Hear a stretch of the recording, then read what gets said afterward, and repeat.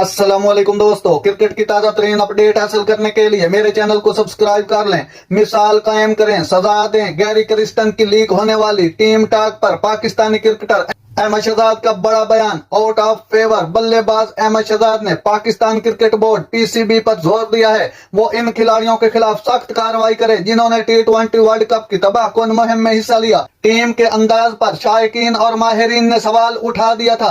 पाकिस्तान के head coach Gary Kristen ने team पर हमला करते हुए कहा था कि टीम में कोई इत्तेहाद नहीं है और उन्होंने अपने तवील कोचिंग कैरियर में ऐसी सूरत हाल कभी नहीं देखी। पाकिस्तान की टीम में इत्तेहाद नहीं है, वो इसे एक टीम कहते हैं लेकिन ये एक टीम नहीं है। वो एक दूसरे को सपोर्ट नहीं कर रहे, सब अलग अलग बाएं और दाएं हैं। मैंने बहुत सी टीमों के साथ काम किया है लेकिन मैंने ऐसी सूरत हाल कभी नहीं देखी। क्रिस्टन ने खिलाड़ियों के फिटनेस लेवल पर नाराजगी का इजहार किया। जनूबी अफ्रीका के साबिक ओपनर ने यह भी कहा कि टीम